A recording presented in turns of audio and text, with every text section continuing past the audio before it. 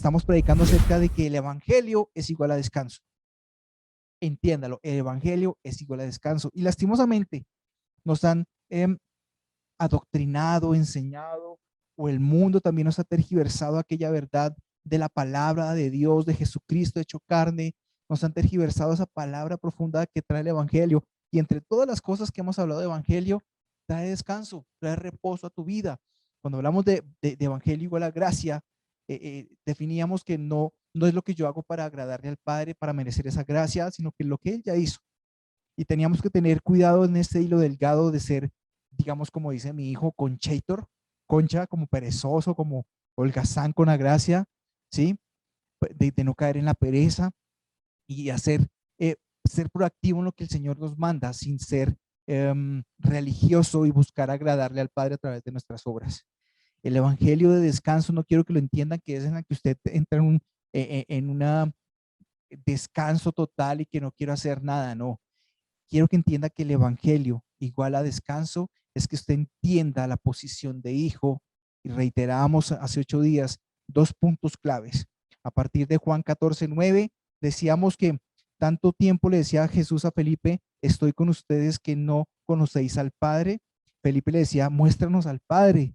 Y es que realmente el Padre, en el resumen de la enseñanza de hace 8 días, el Padre no puede aparecer en ninguna forma visible si no es a través de Jesús, que se manifestó primero. Ahora se manifiesta a través del cuerpo de Cristo, la iglesia que somos usted y yo. Esa es la forma tangible de Dios. Y tú tienes que aprender, y orábamos a que tienes que aprender a ver a Dios en cada situación, ¿sí? En cada sufrimiento que está padeciendo tu hermano, tu vecino. Que nos ayude Dios a verte allí reflejado. Decíamos que cualquier idea que se pudiera tener de Dios que sea diferente a Jesús, ese no es Dios, ese no es el Padre. ¿Cómo se presentó Jesús? Con amor, con gracia. Decíamos que la expresión radiante y perfecta de la persona de Dios era Jesús. También decíamos que Jesús es el ejemplo del carácter y de todos los atributos de Dios en forma humana. Para entrar a 2 puntos claves. Hace 8 días dejamos 2 puntos claves. Primero, ver a través del evangelio, ver a través de Jesús al Padre, revela su corazón y esto trae descanso.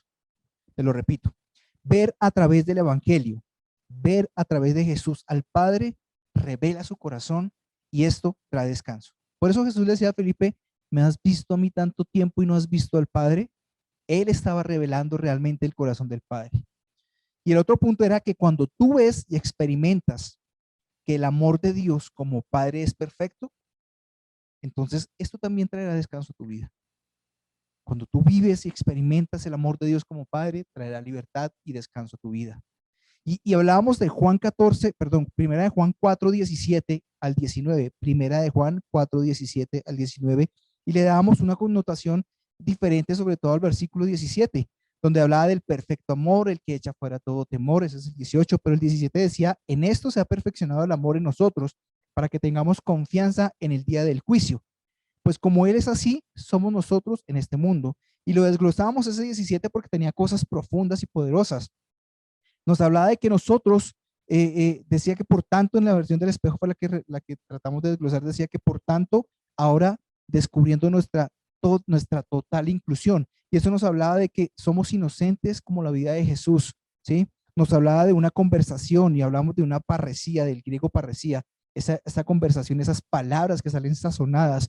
Decía que eso nos indicaba una posición, una proximidad y que fluíamos libremente en nuestra conversación. Hablábamos que esa palabra contenía también eco, y eco es algo que resuena y resuena en la mente del Padre y tiene que resonar en tu vida constantemente. Hay un resonar, un sonido sostenible de que tú eres justo, de que tú eres santo, de que tú eres libre, y así como lo es Jesús también. Y hablábamos de la palabra crisis y decíamos que el griego crisis lo tradujeron como juicio, pero que lo que estaba tratando de decir el versículo bíblico es que en medio de la crisis, en medio de las circunstancias, no del juicio de Dios, sino en medio de la crisis que tú puedas enfrentar, tú estarás acompañado del Padre. ¿Ok?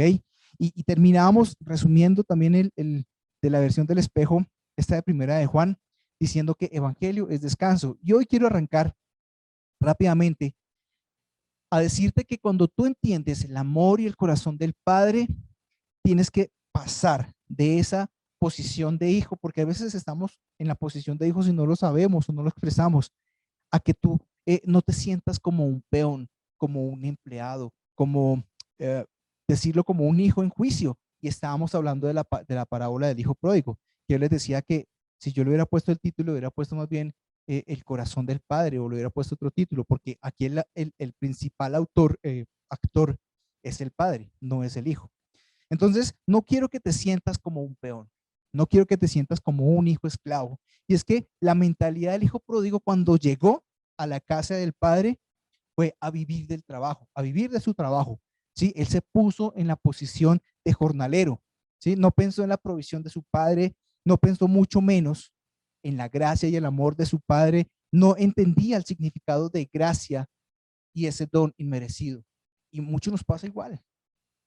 Tú ya tienes a Jesús en tu corazón, tú sabes que vive ahí, tú sabes que ya desde ahora estás viviendo una eternidad con Él, pero muchas veces no entendemos la gracia, ¿sí? Y aquí podríamos volver a retomar el Evangelio igual a gracia y hacer, por eso les decía, estudien otra vez esas enseñanzas que realmente traen libertad a su relación, ¿sí? El hijo pródigo se sentía como o quería ponerse en la posición de un empleado más, de un jornalero más. Y esto me puso a cuestionar dos cosas importantes. La primera que me cuestioné fue, ¿por qué él no conocía al Padre? ¿Será que no se le había revelado? O sea, uno empieza a hacer ideas ahí. Y el otro es, ¿sería un acto de rebeldía de él? Y estas dos preguntas, leyendo varios textos, varias interpretaciones, varios escritos, me llevaron a una palabra muy clave del por qué a veces nosotros no conocemos al Padre o porque a veces nos comportamos de manera rebeldes. Y hay una palabra clave aquí que se llama orgullo. Esta me llevó a esas dos preguntas, a orgullo. ¿Por qué? Porque el hijo pródigo cuando sale en orgullo, pide toda su herencia, pide todas sus cosas. No, no, la palabra no nos menciona dentro de la historia, la parábola, recuerden que es una enseñanza, no pasó, no pasó. No nos dice que él se despidió muy bien del padre, le dijo gracias por la herencia, padre, me voy. No dice nada, simplemente se va.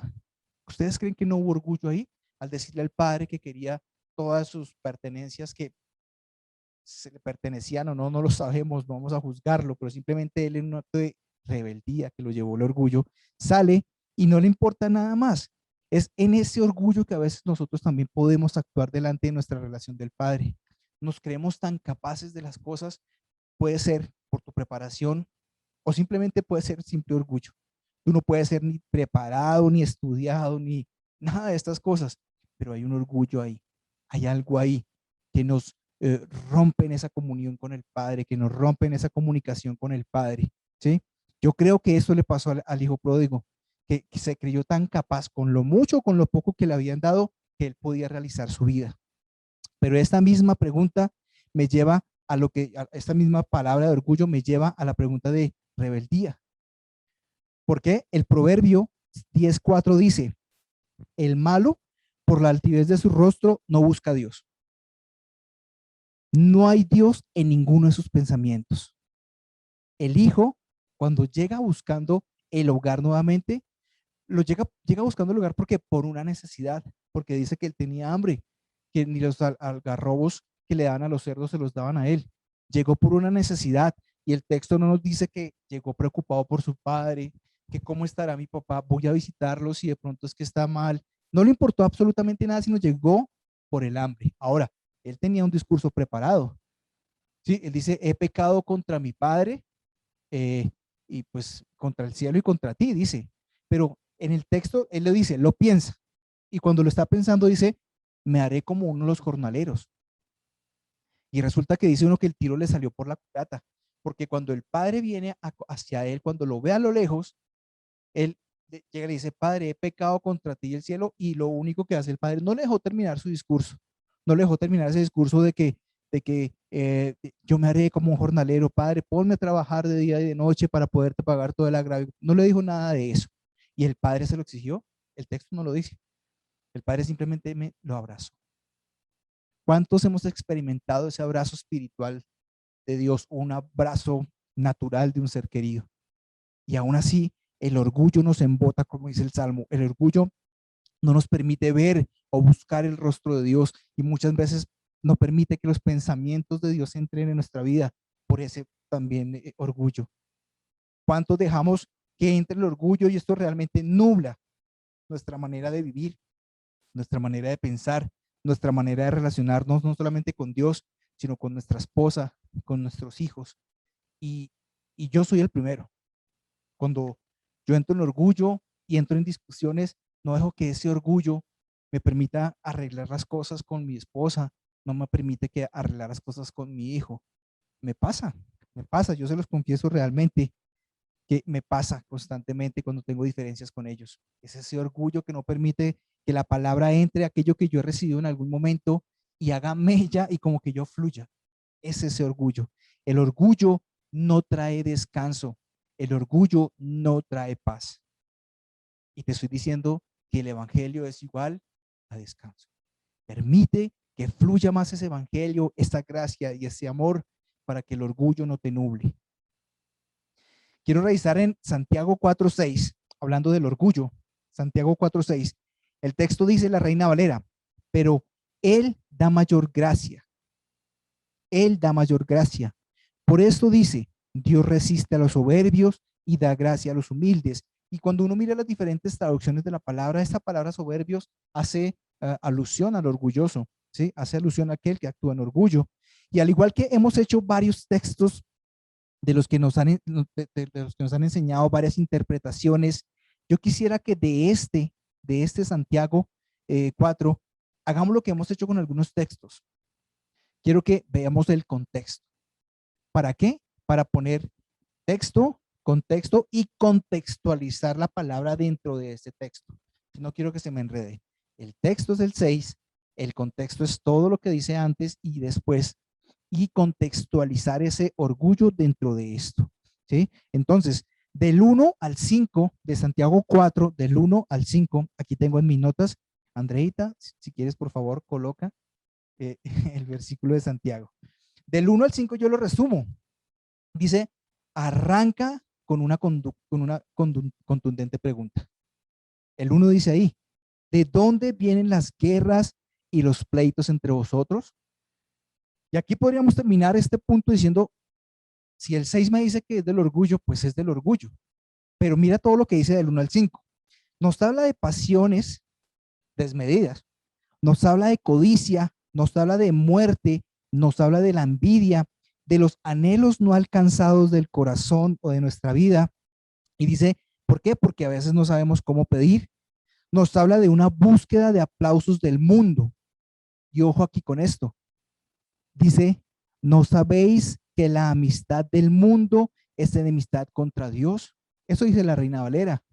Y entonces con ese texto nos dijeron, deje sus amigos, deje todo lo que sea del mundo, porque si no, usted está en contra de Dios.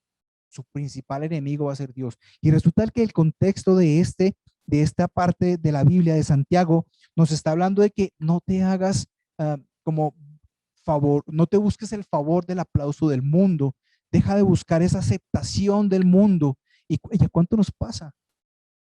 El concepto errado del amor está cuando nosotros queremos agradarle al mundo. Y hablamos de mundo, cualquier persona, hablamos de mundo en una relación, hablamos de mundo con un jefe, hablamos de mundo, sí, no estoy hablando de pecado, sí, no estoy hablando de pecado, estoy hablando de que cuando tú buscas el aplauso del mundo, está hablando de este contexto. Y cuando nos dice que eso es enemistad contra Dios, pues muchas iglesias nos sacaron del mundo.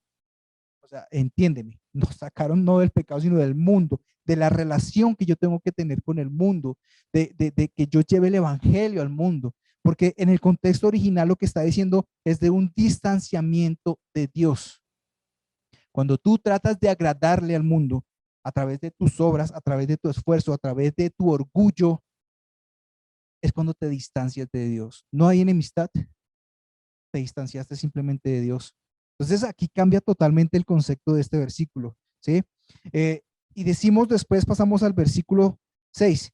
La amplificada dice, por lo tanto dice, Dios se opone a los orgullosos y altivos, pero continuamente da el don de la gracia a los humildes continuamente, continuamente. Ese continuamente es milésimas de segundo a milésimas de segundo. Da gracia a los humildes y dice que se apartan de la justicia propia. Y esa justicia propia puede tomarse como aquello que yo quiero hacer fuera de la voluntad de Dios, o aquello que yo en orgullo hago porque no necesito de Dios, ¿sí? Y es que te estoy hablando a ti, ¿qué crees? ¿Sí? De pronto hay alguien que se conectó nuevo y también te lo digo a ti, necesitas a Dios, el mundo necesita a Dios y tú y yo que lo conocemos aún lo necesitamos también. Entonces, vuelve y le leo la amplificada. Por lo tanto, dice, Dios se opone a los orgullosos y altivos, pero continuamente da el don de la gracia a los humildes que se apartan de la justicia propia. La versión del espejo dice, su don de gracia está opuesto directamente a la vanidad de una mente orgullosa. Y mezcla aquí otra palabra poderosa que es vanidad. El orgullo te puede llevar a la vanidad. Y sigue diciendo, y vence la arremetida de la lujuria que hace que la gente luche por probarse superior a los demás. Aquí nos dice ya no que es aceptación de tu vida hacia el mundo, sino dice que es que tú estás tratando de mostrarte aprobado y superior a los demás. No tengas más alto concepto del que Dios tiene de ti. Y si lo tienes es orgullo. Si tu cristianismo te hace ver a los demás inferior, es orgullo. Eso es orgullo. Y termina diciendo, la humildad atrae la gracia. Pero perdón, antes dice, regalo y recompensa son opuestos. La versión del espejo dice esto de 4.6, Santiago 4.6. Regalo y recompensas son opuestos. Regalo, gracia, el don inmerecido. Y también dice recompensa. Recompensa lo que nosotros buscamos o aceptación para merecer esa gracia. Y esos son opuestos, son totalmente opuestos. La humildad atrae a la gracia. Y saltamos al versículo 7. Ya leímos del 1, resumimos, del 1 al 5 y nos damos cuenta que todas estas cosas que dicen del 1 al 5 muy seguramente es por el orgullo que te lleva a tener vanidad. Todas estas cosas que yo les resumí acá acerca de avaricia, engaños, acerca de agradarle al mundo, acerca de todo esto es lo que el orgullo trae a tu vida como cristianismo, que fue lo que le pasó al hijo pródigo. Se fue en orgullo y muy seguramente llega a la casa del padre también en orgullo, diciendo, no quiero nada, yo voy a luchar a ganarme las cosas trabajando como un jornalero. Sé que la embarré, pero el Señor no le está pidiendo que confiese usted su arrepentimiento. Su corazón, en muy en lo profundo de su corazón, sabe que debe haber un arrepentimiento. Y recuerden que cuando predicamos evangelio igual arrepentimiento, decíamos que metanoia es arrepentimiento. El original de arrepentimiento es metanoia. Y metanoia es ese cambio de mente, pero en cambio de mente en cuanto a yo veo a Dios y cómo me relaciono con Dios. ¿Sí? Eso es el arrepentimiento genuino. Del 7:10 nos habla, entonces ahora vienen como las cosas bonitas. ¿Sí? Cuando me dice que todo lo malo al 6 es por orgullo, del 7 para abajo me viene diciendo, nos habla de dependencia, de resistencia, y ahí dice resistid al enemigo, nos habla de victoria, de cercanía, de limpieza, de pureza y de exaltación. Imagínese todo lo que el aplacar el orgullo puede traer a tu vida en tu relación con tu esposa, con tus hijos y también obviamente tu relación con el Señor. Nos habla de dependencia, resistencia y en algunas interpretaciones y cosas que he estudiado acerca de resistir al diablo, muchas veces he visto una interpretación que me pareció muy bonita. No es resistir todo lo que el diablo quiera hacer en nuestra vida con el pecado que quiere hacernos, sino que tú resistes al diablo también cuando bendices. Y yo leía eso y decía, wow, qué interpretación tan poderosa. Tú resistes al diablo cuando bendices. Tú resistes al diablo cuando amas. Tú resistes al diablo cuando das. Tú resistes al diablo cuando te entregas. Tú resistes al diablo cuando abrazas. Está resistiendo toda la obra del enemigo que quiere sembrar en la cabeza de las personas. Es otro concepto también diferente. Es otra interpretación de las muchas que yo he leído y me dice que hay victoria, hay cercanía, hay limpieza, hay pureza, hay exaltación. Rompamos con esa mentalidad de orgullo. Rompe con esa mentalidad de orgullo, porque si no vamos a seguir siendo peones y esclavos e hijos de Dios, pero reprimidos. Rompe con esa mentalidad de orgullo, porque el cuerpo de Cristo también está lleno de creyentes, llenos de orgullo y siguen siendo peones y esclavos e hijos reprimidos.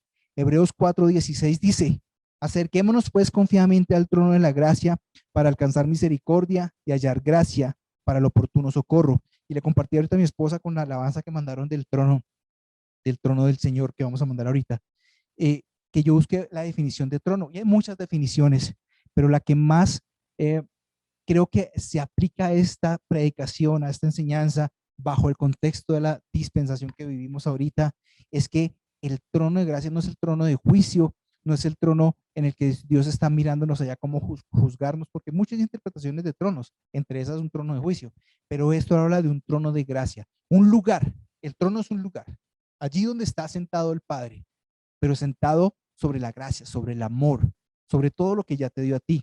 Entonces, acerquémonos pues confiadamente a ese trono de amor, de gracia, para alcanzar misericordia y hallar gracia para el oportuno socorro.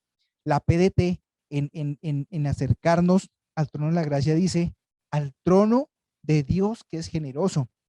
La amplificada nos dice: al trono de gracia, es decir, el trono del favor de la gracia de Dios. La Message, ese me gusta muchas versiones para dar profundidad al mensaje, dice: así que caminemos hacia Él, hacia el Padre, obtengamos lo que Él está dispuesto a dar. ¿Qué está dispuesto a dar Dios? ¿Qué te han enseñado a ti? ¿Qué sientes tú en el corazón cuando estudias su palabra, cuando oras y cuando adoras?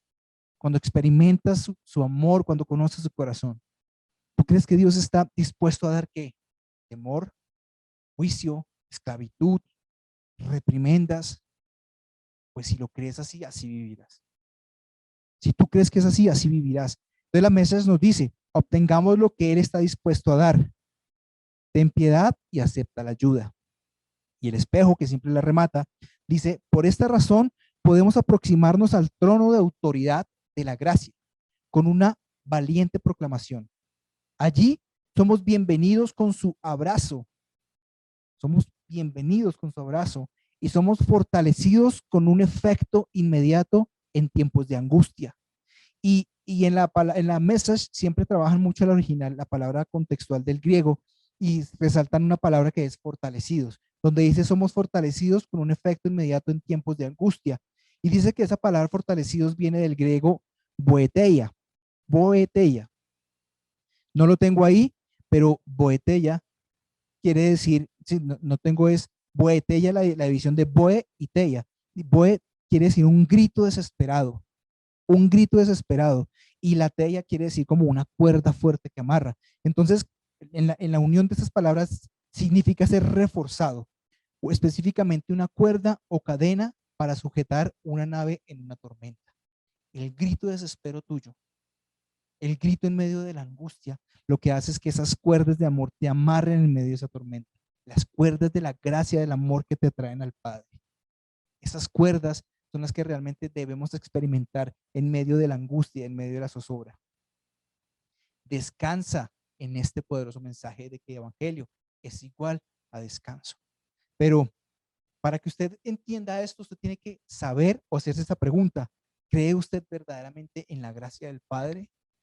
¿Cree que Él se manifestó a través de su Hijo en amor por usted? ¿Cree que realmente Él está eh, cuidando de usted, velando de usted y está a las 24/7 en el momento que usted lo requiera? Aplaque ese orgullo para que la gracia fluya. ¿Cree que el Padre lo ama? ¿Sí? Porque muchas veces, vuelvo y digo, relacionamos nuestra relación paternal, de pronto lo que vivimos con el Padre, y sí, algunos nos amaron, algunos también nos dieron mucho juguete, rejo, algunos fueron indiferentes, pero no asocie esa relación de amor. Crea que realmente el Padre le ama poderosamente. Entonces, acérquese confiadamente al trono de la gracia, acérquese a su presencia, así falle o no falle, porque el orgullo puede hacerle pensar que usted es tan bueno que no se puede acercar o que no necesita acercarse al trono de la gracia. Acérquese confiadamente y no se acerque como hizo el hijo pródigo, El hijo pródigo, vuelvo y le digo, se fue por una necesidad de hambre, que muy seguramente estaba actuando el Espíritu Santo porque dice que quería confesar al Padre que había cometido un error, claro que sí, pero también iba en orgullo, iba en necesidad. Acérquese al Padre, así usted falle o no falle. Vuelvo y le digo, muchas veces el orgullo puede hacernos creer que somos tan perfectos y tan buenos que poca relación o poco acercamiento tenemos hacia el Padre. La falta de oración, esto no quiero que traiga juicio, la falta de oración o de adoración en nuestra vida puede ser algo de orgullo. Puede ser que se nos olvidó o que no es importante para nosotros, pero en algo está actuando el orgullo ahí. Acuda a Él, tal como usted es, y verá que el Señor va a transformar su corazón. La palabra dice que Él transformará el corazón de piedra por uno de carne, y ese de carne será un corazón de amor, un corazón de misericordia, de sensibilidad por lo que está pasando en este mundo y de paternidad, no solamente de Dios hacia usted, sino de usted hacia otros. Porque vuelvo y le digo, otros necesitan un abrazo del Padre y usted puede ser la persona más cercana que van a ver a Jesús ahí. Usted es lo más cercano que alguien puede conocer de Jesús. Entonces esa persona necesita una palabra del Padre, un abrazo del Padre y usted es el que lo puede llevar. El Evangelio se hace carne y se hace carne en usted también. Aquel que era considerado el Hijo quería llegar a ser eh, condicionado o tratado como esclavo. Aquel que era considerado el Hijo quería llegar a ser el jornalero, el esclavo. ¿Y cuántas veces acusaciones, malos consejos, malas predicaciones, hombres de Dios te bajaron de la condición de hijo a la condición de esclavo? ¿Cuántas veces nos pasó esto? Y yo vuelvo y digo, le hablo a usted que conoce, porque al que no conoce, también lo han escuchado. También a ellos se les ha enjuiciado, también a ellos se les ha condenado. Ni siquiera han conocido la posición de hijo cuando ya los estamos bajando a la posición de esclavos del pecado, de los condenados y los que van allá al lago de fuego. Romanos 8:15 dice, pues no habéis recibido el espíritu de esclavitud para estar otra vez en temor, sino que habéis recibido el espíritu de adopción, por el cual clamamos Abba Padre. Y en nuestra comunidad, desde hace un año que venimos trabajando, esa palabra Abba Padre ha sido tan profunda y poderosa en nuestra vida, en la revelación de algunos, en su trato con su familia, en tratos a otro, en el entender al marginado, en entender al oprimido. Esa versión, esa palabra de Abba Padre ha sido tan poderosa. Y aquí dice que por el espíritu de adopción, y adopción quiere decir condición de hijo. Tú has sido adoptado en el Padre por Jesús. Tú has sido adoptado en el Padre por Jesús. Ahora tienes una condición privilegiada de hijo.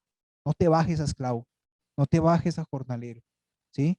Lo que Dios nos ha dado por medio de su Hijo y de su Espíritu no puede convertirte a ti en esclavos llenos de temor y del juicio de Dios. Te lo repito, lo que Dios te ha dado por medio de Jesucristo, su Hijo, y de su Espíritu Santo que te lo revela a ti, no puede convertirte nuevamente en hijos esclavos llenos de temor y de juicio de Dios.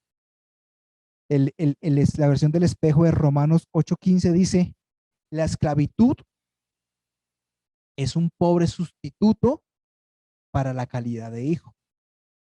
Imagínense, la esclavitud es un pobre sustituto para la calidad de hijo. Son opuestas. Una lleva forzosamente al temor. La esclavitud te lleva al temor. La esclavitud te lleva al temor. Mientras que el hijo responde cariñosamente, Abba Padre. Te amo, papá, papito, padre mío. Y es triste decirlo nuevamente, pero al igual que las personas desconocen a un padre amoroso, aquellos que viven huérfanos, digámoslo de cierta manera, nosotros los creyentes también hemos eh, descuidado ese concepto y se nos ha olvidado como creyentes, y por eso es que vivimos en un espíritu de orfandad. Eso te lo digo a ti, mujer, y también te lo digo a ti, hombre, que esto se ve manifestado cuando tú buscas también o dependes de relaciones tóxicas. Cuando tú no encuentras el amor del Padre en tu vida, vas a buscar relaciones tóxicas. esposos, esposas, novios, novias tóxicas, amigos tóxicos que te hacen daño, porque ellos sí te aceptan, pero te aceptan para que se comporten como ellos quieren. Te sacan de esa identidad de hijo y te vuelven a esa esclavitud y a esa espiritualidad de orfandad. Cuando tú buscas aceptación hasta en tu trabajo, ¿sí? Cuando tú buscas la aceptación en el mundo, estás regresando a tener un espíritu de orfandad. Tú ya eres aceptado en el amado, eres adoptado en Dios, tienes la calidad de hijo. No te bajes de allí. Descansa en el amor del Padre manifiesto en Jesucristo y que es revelado a nosotros por el Espíritu Santo. Descansa en su amor. A pesar de lo que suceda en tu vida, realmente el Padre Celestial te ama de tal manera y eso nada podrá cambiar. Eso nunca podrá ser diferente. Y termino resumiéndoles Romanos 8. Nada podrá separarnos del amor del Padre. Absolutamente nada. Y si usted lee todo Romanos 8, va a encontrar ahí que ni nada, o sea, nada, ni temores, ni acosos, ni persecuciones, ni dice una serie de cosas. Porque cuando tú entiendes el amor del Padre, todo eso pasará. Pero el amor del Padre permanecerá. Quiero orar, terminar, dándote gracias, Señor, por la palabra realmente que trae refrigerio, esperanza, vida y libertad, Señor. Hoy una vez más, Señor, te pido, Espíritu Santo, que nos ayudes a entenderla, asimilarla, a que sea revelada en nuestro espíritu, Señor, que conectemos nuestra mente con nuestro espíritu, Padre poderoso. Queremos seguir ahondando en esta revelación profunda de tu amor, Señor, salir de ese espíritu de orfandad, porque esto realmente trae descanso a nuestras vidas. Gracias porque tú también nos has mostrado que tú eres nuestro reposo, tú eres nuestra paz, nuestro shalom, que tú eres nuestro gozo, Señor, pero también encontramos que el evangelio manifestado en Jesús y que ahora vive en nosotros es descanso también, Señor. Haznos libres de la esclavitud, haznos libres de ese pensamiento de orfandad, haznos libres del orgullo que nos lleva a vivir así también, Señor. En el nombre poderoso de Jesús, doy gracias por los que están allí conectados. Te doy gracias porque yo sé que tu Espíritu, Señor, trae libertad con este mensaje. Yo sé, Padre poderoso, que la obra tú la haces, Señor. En el nombre de Jesús, te doy gracias por darme el privilegio de predicar tu palabra, de enseñar, de edificar una comunidad, Señor. Muchos o pocos no me importa. Los que están aquí, Señor, son los que están siendo edificados, Padre poderoso, pero para llevarlo a otro. En el nombre de Jesús, yo te doy gracias por este día. Te doy gracias por nuestra comunidad. Te doy gracias por el apoyo que cada uno de los que están aquí, Señor, están dando en su tiempo. Es apoyo para nosotros, en su interés, es apoyo para nosotros, porque esto nos motiva a seguirlo haciendo. En el nombre de Jesús los bendecimos. Creemos, Padre poderoso, que viene una semana llena de bendiciones y que si hay semanas y circunstancias, Señor, en las que tenemos que enfrentar de pronto una enfermedad, una escasez, tú proveerás como lo proveíste todo en la cruz, Señor. Tú nos sanarás, tú proveerás y tú harás grandes cosas, milagros y prodigios, Señor. Veremos mientras nosotros nos dedicamos a manifestar tu amor, a manifestar la palabra, a llevar el evangelio, a llevar la libertad a aquel que lo está necesitando, Señor. Gracias, Señor, por esta semana, por nuestra comunidad, Señor, por los trabajos que tienen, los ingresos que van siendo aumentados, por las nuevas promociones de trabajo, por las ventanas de los cielos que se abren, Señor, con provisión sobreabundante, con negocios nuevos, Señor, con aquellos que no tienen trabajo, Padre poderoso, que sea manifiesto tu poder allí, Señor, para que puedan empezar a solventar su vida y la de su familia, Señor. Gracias y te pido que cada vez nos hagas una comunidad, Señor, más sensible a lo que está pasando en este mundo, Señor. No nos bajamos de las posiciones celestiales, sino que simplemente sabemos que en medio de la humanidad estás tú. Y allí te queremos buscar, Señor, para manifestarte, para llevar tu gloria, para llevar tu bendición. En el nombre de Jesús damos gracias. Amén.